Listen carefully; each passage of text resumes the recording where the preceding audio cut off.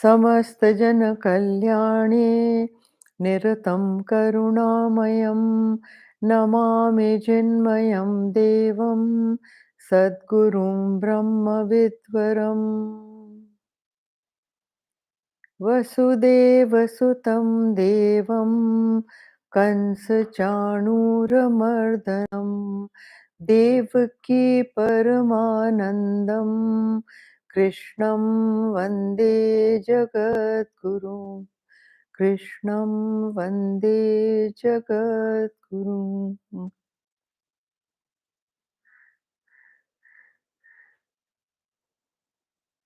Hari Om.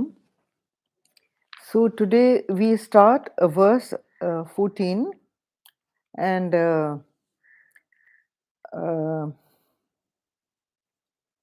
okay. Now, sarvametadritam manye yanmam vadasi keshava nahite bhagavan vyaktim vyaktim vidur devana danava. Okay, it says, I believe all this that you say to me as true, O Keshava. Verily, O blessed Lord, neither the Devas nor the Danavas know your manifestation identity. Now, look what he's saying, that nobody knows. He says that Danavas and Devas, that means those who are positive people, those who are with negativities in their personality, nobody knows you. And he says, nobody knows your manifestation. But I believe it. I believe it because you are saying it. Now, see, this is Arjuna's faith in the Lord. Now, Arjuna's faith in the Lord is what? I believe all this that you say to me as true, O Keshava. Why? Because, see, one of the reasons why he believes it now is because it is that all the ancient rishis have also said it. So it is authenticated by great rishis. And the same thing Krishna is saying. So he says, I believe all this that you say. And he says, I mean, according to Arjun, Arjun is trying to think that how dare I contradict this when all the ancient rishis are saying it. It is something like this: a scientific truth propagated by great scientists. When you hear their names, great scientists, Nobel Prize winners, this, that, and the other, and they are saying this, then who are you to contradict? You are nobody to contradict. Then, if some ordinary person says the same truth, you believe it. You say yes, yes, because the others have also said it. Same thing Arjun is saying over here, and he's saying he's, but accepting it as a truth is one thing, and comprehending it as a truth is quite another. Intellectually you can accept, yeah, oh, okay, like this, but to actually know it and feel it as a truth inside you, that is comprehension, and that comprehension is he still does not have. So so of course he accepts it because what we have said just now. Now he is over here, he is saying devas and devatas. They're the two words he uses, uh, and he says devas and devatas. Now you see, devas are the ones with sharpened sensitivities, sharpened intellect, very keen and brilliant intellect. These are devas, the people like that. And the other ones, and these, in amongst these come, artists, painters, writers, these kind of creative people.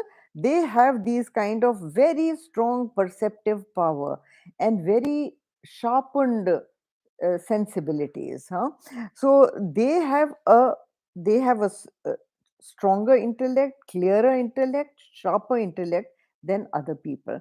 So he says even those people don't know, and danavas of course don't know. Danavas are who? Danava, the name Danav is that they were the sons of Danu. They were the sons of Danu, and Rakshas, and usi se Danav. बना है. And Danav are the people with very, very negative qualities. And negative qualities, materialistic, totally selfish, self-centered, criminal-minded. All those people come under Danava.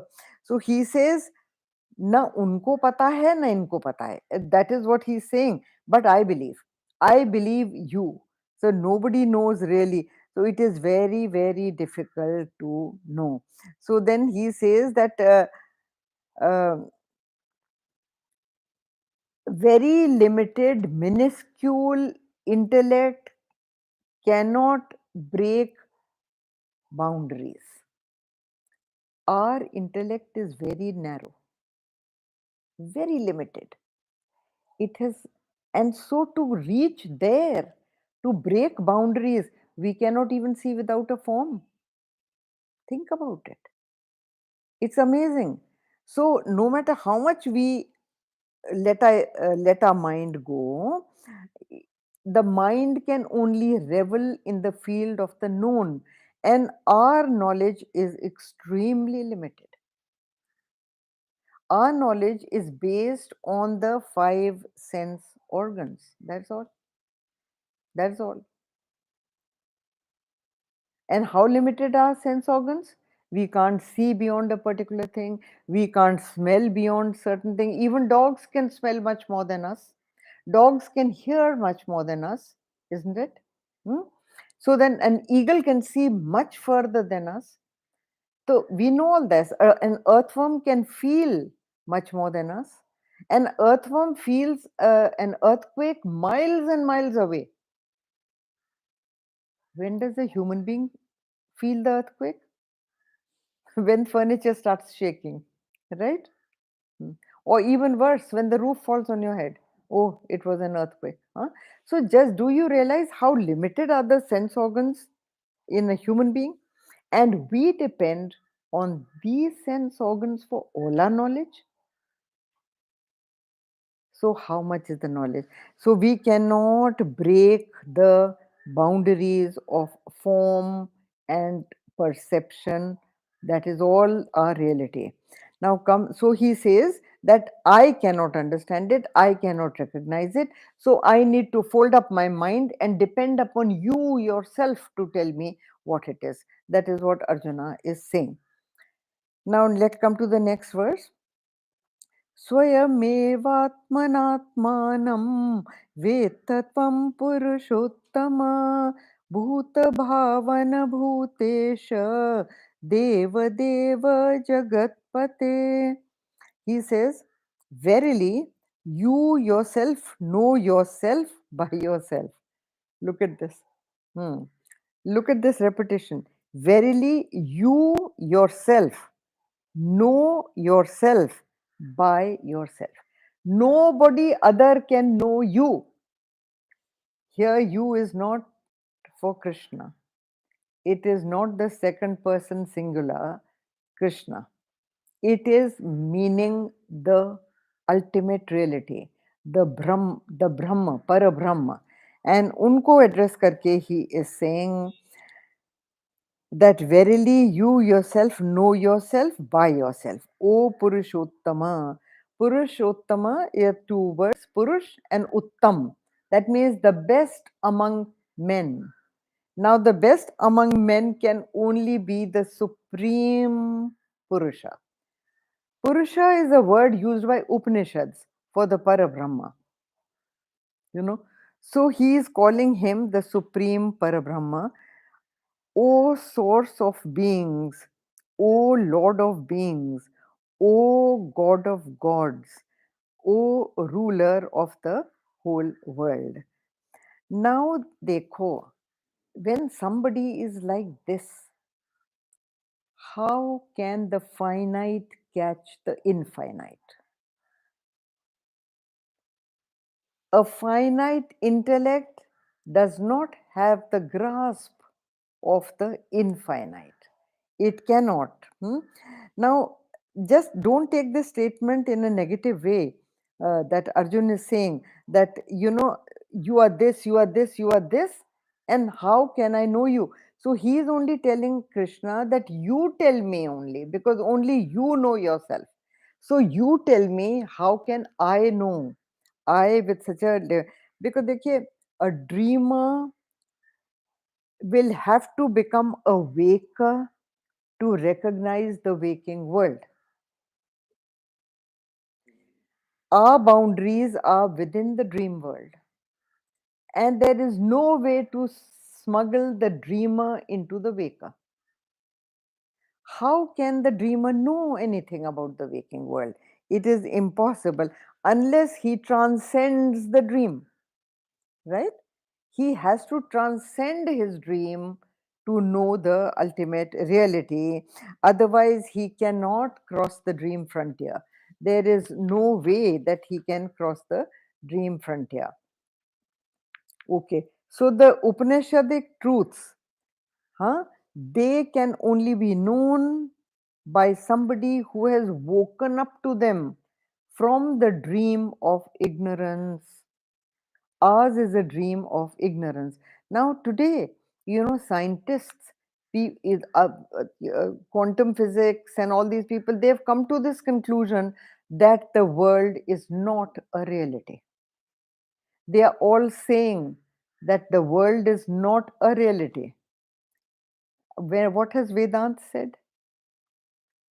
Thousands of years back, what has Vedanta said? The same thing. Our rishis came to the same conclusion. They were great scientists in their own right. They came to this conclusion that the world is not real. There is no such thing. So they could not explain it in terms of particles and this and that, which quantum physics is explaining today.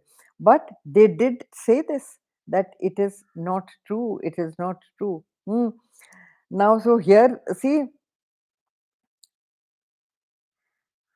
the Lord and Master, he calls him. By all these that he says, now what all that does he call him? O Purushottama, then source of beings, that is from you all beings spring out. O Lord of the beings, that means you are the controller and master. O God of gods and ruler of the world. Ruler of the world is not like a Shahenshah or a Sultan. I have told you before that also. It ruler of the world only means that unless he dynamizes anything, nothing can work. Nothing, absolutely nothing can function. So here it is, the waker is the source and the Lord, the master of the dream world or not? Hmm. Who is dreaming? It is the waker's mind alone that brings out the dream. So the waker being the reality, with relative to the waker, dream is not a reality, isn't it? The dream is not a reality. It seems to be a reality so long as you are witnessing it. है ना? So everything that you witness or you imagine becomes a reality for you. So perception is your only reality, depending on your perception. That is why reality is different for everybody. This thing I have said many, many times, that even how is it that the person is the same and 10 people have 10 different opinions about that person? है ना? How come? The person is the same. Filtered through their mind, they form an opinion about that person. So when it is filtered through their thinking, each person is different to the other person, and that becomes a reality for them. Now when he says that you are the deva of all devas, you see the Lord of all beings, when he calls him, this is the same principle as the light of all lights. The light of all lights means what? You can only perceive light. Can your eyes perceive light in darkness? No. Okay. Can you perceive darkness without life? No, a dead man cannot see darkness. When you enter a dark room and you say that I see darkness, isn't it a contradiction? The principle of light is that everything is visible only in reflected light. है या नहीं? हाँ? वहां पे light है ही नहीं. It's a dark room, but you can see darkness, right? So what is making you see darkness? Have you thought about it? It is just this light of all lights that enables you to see the darkness. How do you see the dream? Your eyes are closed, isn't it? Your eyes are closed. So, how are you seeing a dream? You say, I saw a dream. How did you see it? The light of all lights. It is this enabling factor that makes you see. Otherwise, the eye itself cannot see. This fleshy instrument has got no power to see. It is just an instrument. When the eyes, somebody donates eyes, okay, and they are transported by drones these days. Huh? So the drone is transporting the eye to another man. On the way, when the eye is not connected with the living being, can the eye see? No, it cannot see. But the same thing, when it is planted into a living being, with the mere contact of consciousness, it can see. Isn't that so? Yeah. So that is why he calls it light of light. Huh? And without consciousness, you cannot know anything. So that it is not possible for you to know anything. That is why he says that knowledge is only through you. You mean through consciousness. It is only because of you that I can know. Otherwise, I cannot know, O Krishna, he says. Come to the next verse. वक्तुमर्हस्य शेषेण Divya ह्यात्मविभूतयः याभिर्विभूतिभिर्लोकान् इमांस्त्वं व्याप्य तिष्ठसि. You should indeed, without reserve, tell me of your divine glories by which you exist, pervading all these.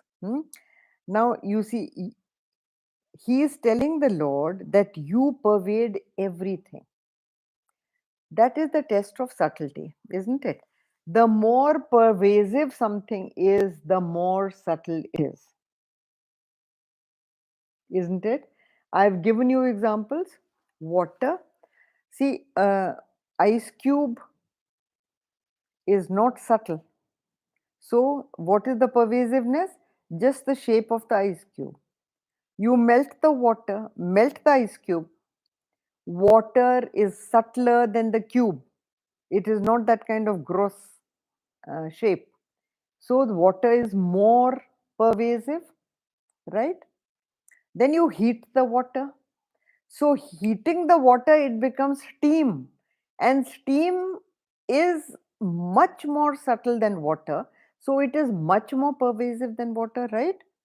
Here he is trying to say that your subtle pervasiveness is one in the many. You are so subtle that you are in everything.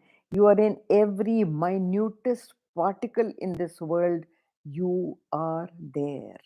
That is what he is saying. See, you should indeed, without reserve, that means totally, you must totally tell me of your divine glories. That means don't hide anything from me. You are my friend. Friends do not hide things from each other. You know, and he says, because out of love, out of trust, they share everything. And so he's saying, you should indeed, without reserve, tell me your divine glories. See, he is a friend. Huh? He is a friend of, he is Krishna's friend. Arjun is Krishna's friend. So he says, tell me all without reserve. Don't keep anything from me. Don't keep secrets from me. So you have to share with me. So he wants to know what are the divine manifestations of Lord in the world, and those divine manifestations which he can see or which he can understand. He wants to know those. Because if they are too subtle for his intellect, he won't know anything. Now, what is the inherent, indwelling, permanent, and all pervading manifestation? He wants to know the manifestation. So then he says, I want to know Vibhuti, Aapki Vibhuti, and also I want to know the yoga, the means by which I can connect with those Vibhutis. Huh? So here, your cosmic glory, Vibhuti, by which filling these worlds you exist. That means you are there, pervading everything, filling everything, and existing in all. The pure consciousness that not only is all the time conscious, it makes other things conscious. Hmm? Now, this kind of experience can be, it is beyond experience, beyond philosophy, and it is not, does not belong to the world of you and me. So here he has now, this was Arjun's request that please tell me, you must tell me. Now come to verse 17. कथं विद्यामहं योगिन् त्वां सदा परिचिन्तयन् केषु केषु च भावेषु चिन्त्योऽसि भगवन्मया. How that shall I now see, please don't look at the English, huh? Because somebody has tried to translate or transliterate the English uh, uh, from Sanskrit into English from Sanskrit. So this is all wrong English really, but we'll come correct it. How that shall I ever meditating know you, Yogin, O Yogin? In what aspects or forms, O blessed Lord, are you to be thought of by me? See, Arjun understands his limitations and he says, you are the knower of all. I cannot know beyond my perceptive powers. My intellect and mind is very, very limited. So, how can you tell me those aspects and those forms? Tell me those aspects and those forms, O blessed Lord, in which you to be thought of by me.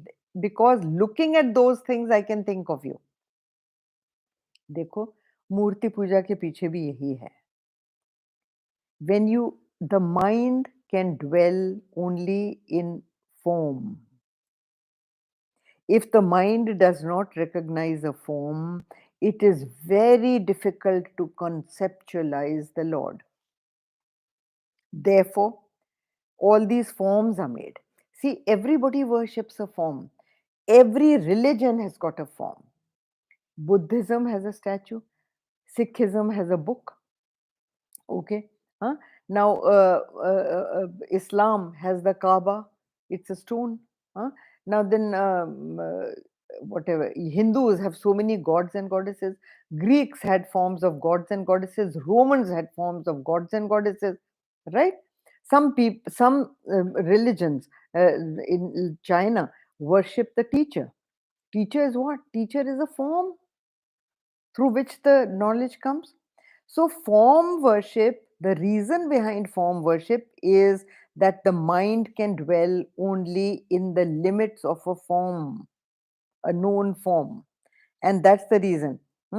Now, please see, understand again, I am talking, I must have given this example to you before, that of Plato's cave example. And I'm giving the example again in short. Gurudev used to give the example in much detail by dramatizing the whole thing. He used to act it out. I'm not acting it out, but I'm just telling you the example. In Plato's Republic, in book 10, there is an example of a cave. There was a family that lived in a cave. They had never been outside the cave. So they used to subsist there. There was a little water that used to drip from the roof of the cave, and that they used to drink. And they used to live there in the filth, in the dirt, the spiders, the cobwebs, and all. Those are the things they used to eat. Some bat came in, they used to kill the bat and eat that. Now, so this is how they used to live. They had never seen light, they had never seen the outside world. So, what did they think the world to be? Only that cave, only that cave. So, the names and forms of the outer world were unknown to them. Now, one fine day, one of the young boys in the cave, teenagers are very inquisitive, so he's wanted to know. So he started going out, out, out. He kept walking, hitting his head against this, that. It was a long, deep cave. And he managed to see some light. He was fascinated that what is this? He kept walking towards it till he came out of the cave. Once he came out of the cave, he saw a beautiful new world. There were trees, there was color, there was light, there was water, there was so many different shapes on the ground, there were animals, there were human beings. I mean, he was astounded at what kind of a world there is. So he comes back all the way into the cave to bring his family out. And he tells his family, now can you tell me how will he tell his family what he has seen? Yeah, think about it. How does he describe to his family what he has seen? Can he describe light? No. Can he describe a tree? No. Because to describe something, you have to always show a comparison. If you're describing something new, you have to show it by comparison. Red like an apple.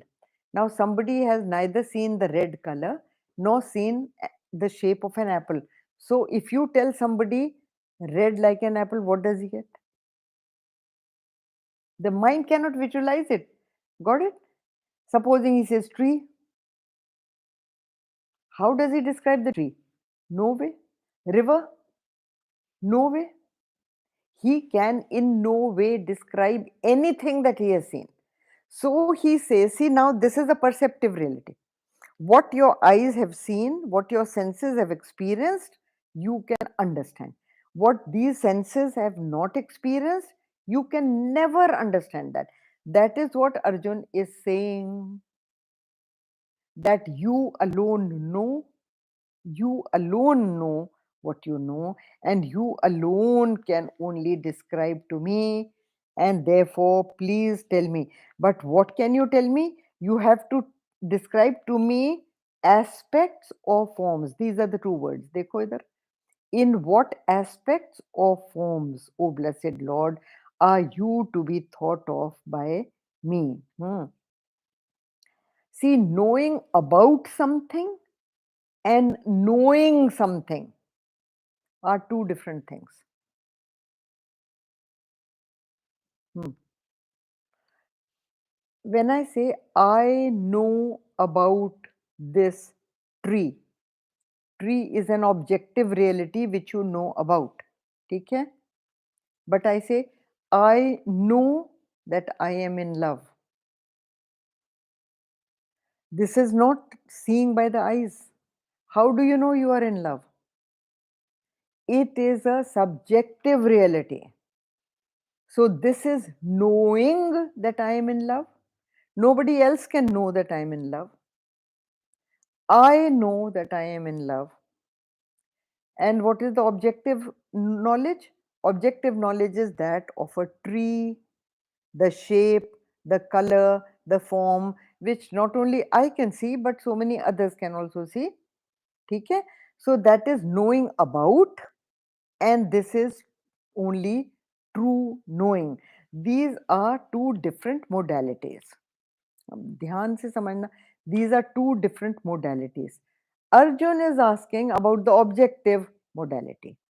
He is saying that how do I get to know you? You are formless, and I can only understand from form. है ना? जब तक आपने form नहीं देखा, how will you know? So he says, please tell me in the terms of aspects and forms, O blessed Lord, that you are to be thought by me. Okay, ये भी मान लिया कि you are this, you are that, you are that, you are the Lord of Lords and all the rest. But how do I worship you? मैं करूँ क्या? How can you worship something that you have never seen, never known, never heard of? तो जब तक you tell me something where you manifest, something in which you manifest, that form you show me, then only I can comprehend it. I can not comprehend the formless. I cannot comprehend something which I cannot touch, see, feel. This is a common question which people like you and I ask. Which God? What God? Have you seen God? सुना है ना youngsters को? How can you believe in God? Have you seen God? So it is not only reality in the world is not only about seeing. Most of the things you see are wrong. You see the sun rising, the sun never rises. You see the sky is blue, the sky is not blue. You don't see gravity, but it is there. है ना? You cannot objectify love or hate, but it is there in you. ठीक है ना? हाँ. Do you see your blood circulating? See. No, you don't see. But it does. हाँ. Can you see your heart beating? No. But it's a reality? Yes.